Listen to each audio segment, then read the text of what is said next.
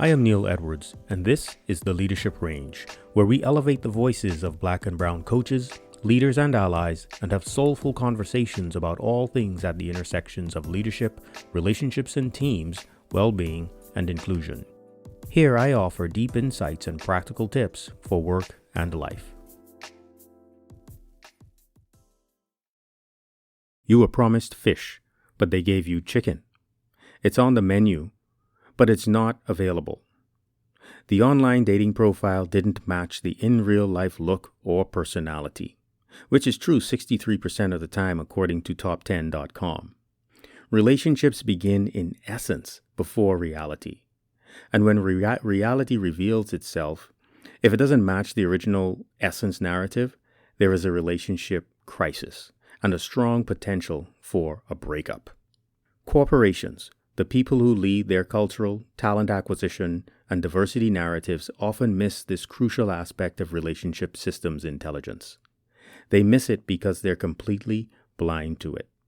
In organization and relationship systems intelligence work, one of three dimensions that addresses how a system functions is called relationship path.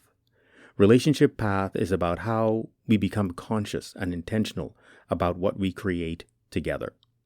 It reveals deeper meaning and the power and potential in relationship systems. When I say I work at the intersection of leadership, teams and relationships, well-being, and inclusion, relationship systems intelligence is the binder that brings all of these things together. It elevates distributed leadership to the more interconnected, systems-oriented leadership.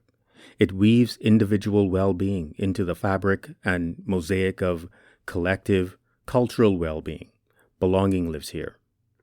And it creates the inextricable marriage between leadership and inclusive leadership, rather than the separation between the two in the standard leadership development discourse. I teach, examine and supervise, coach, facilitate, and advise based on relationship systems intelligence.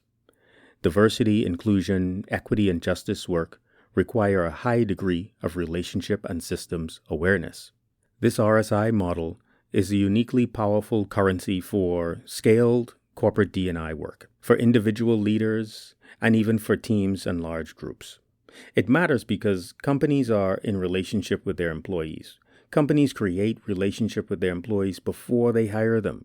PR, marketing, and recruiting are huge dating apps. Company profiles are not always accurate. That inaccuracy can create relationship crisis that leads to attrition, financial, and other losses. Employees, especially Black and Brown employees, can end up personally and professionally compromised. Livelihood, positive professional experiences, and health and life depend on it. For today, if you're a CEO, another executive buyer or PR marketing or recruiting leader, I'm going to point you in a different direction than the status quo.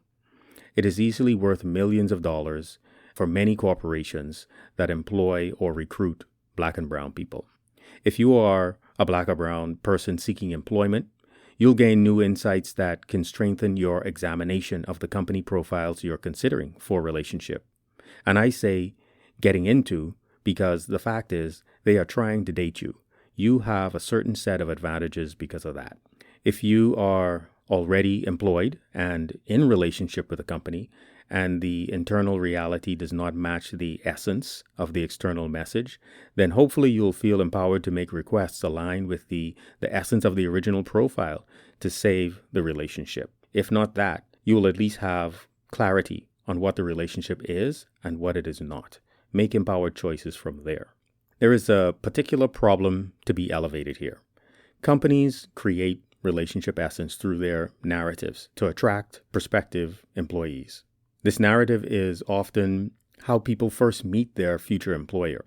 This narrative and the first meetings are what we who do RSI work call the original relationship myth in the relationship path dimension. It sets the foundation, the essence of the relationship. Through recruiting, it feeds the relationship and begins to give it meaning, power, and potential. When companies tell stories about their culture of inclusion and belonging and the career potential, it is really attractive to new Black and Brown employees. So they commit to the relationship and take the job. After they get the job, What RSI calls consensus reality reveals itself. Expected diversity is hard to find. Inclusion is elusive. Belonging is a distant stretch aspiration. They encounter racism, individual and systemic, beyond the dream in the essence of the external narrative that they heard. The dating profile was not true, basically.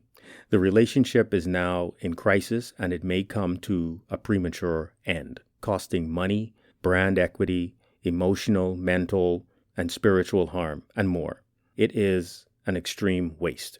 All we have to do is look at the diversity data, specifically attrition data, and often the super secret interview, exit interview, or other HR data.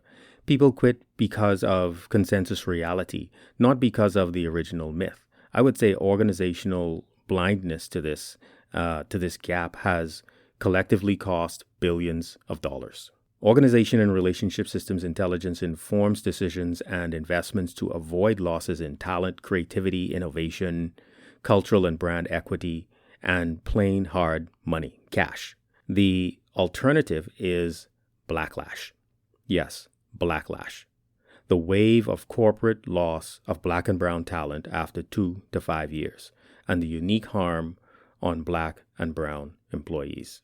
For corporate executives, the solutions are straightforward, but will require energy because the headwinds of the status quo will certainly resist. First, stop with the false narratives. For example, we are an inclusive culture. If it is not true, and usually it's not, then don't say it. Use aspirational language without creatively excluding the truth.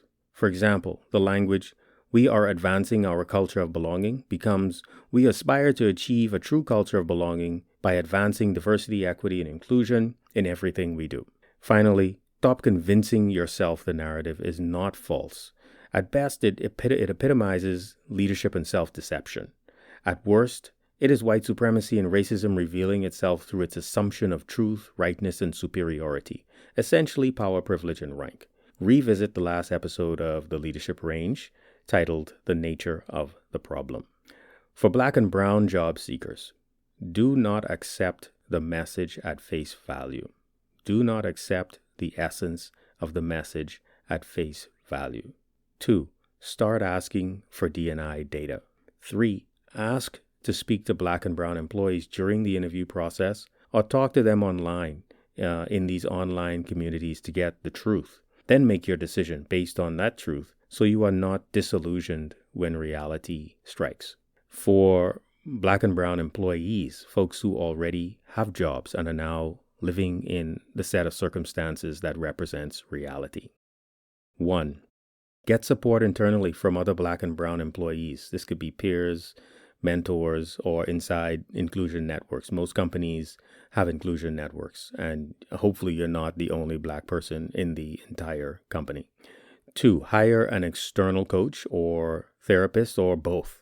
If you happen to work in a company with internal professional coaches, then request to have one. Now, this can get a bit tricky because you'll need a coach who can empathize, is not blind to how racism is experienced in the workplace, and doesn't get tripped up talking about racism in blunt terms. This is important because there are very few minority coaches employed internally, so your coach will most likely be white. And so you need to ask questions because there are coaches who are white that can do this work. I know some of them, but Black internal coaches are extremely rare. For example, I ended up being the only Black male internal professionally trained coach among 55,000 employees. And I know fewer than a whole hand of fingers around the world that are internal coaches. 3, take care of your physical health. You will need energy. And the public health data is clear on the impact of systemic racism and exclusion on Black bodies. So there's one last thing I want to say for today. And this is for corporate executives who genuinely want to change the consensus reality in their company. It is not enough to go for the aspirational and resonant goals of belonging and equity. They sound nice, feel good, and seem to be a sweet spot for comfort, but they are not producing desired outcomes. To avoid Blacklash, Systemic and structural racist systems and processes in the organization need to be dismantled. The company needs to put a clear anti-racist stake in the ground. Otherwise, Blacklash will continue, and it doesn't have to be that way. All it takes to begin is saying yes.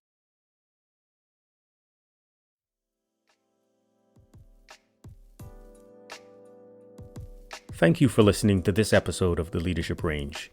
If you enjoyed the episode, I invite you to peruse the others for more great conversations.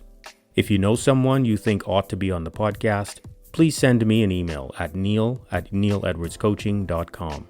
To connect with me, you can find me on LinkedIn at linkedin.com/in/nedwards07. I look forward to you joining in for more conversations each Monday on The Leadership Range.